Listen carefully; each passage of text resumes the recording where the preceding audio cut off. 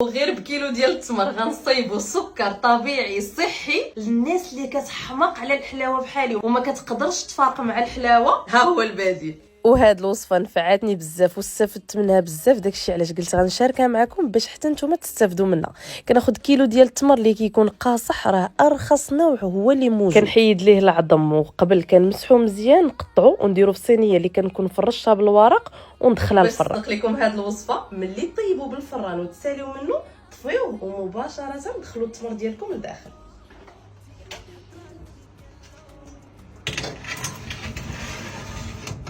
وإلا كان فرانكم دغيا كيبرد فحاولوا انكم تشعلوا ليه من الفوق ومن التحت على 100 درجه فقط، وخليوه تقريبا واحد ساعه حتى لساعتين المكانه، تيولي بحال هكا تيرجع قاصح بزاف. وغنسمعكم الصوت ديالو. خليوه حتى كيبرد تماما، عاد دوزو طحنوه. ملي كطحنوه كيبقى لكم واحد الحاجه اللي اختياريه، تقدروا تغربلوه وتقدروا ما تغربلوش.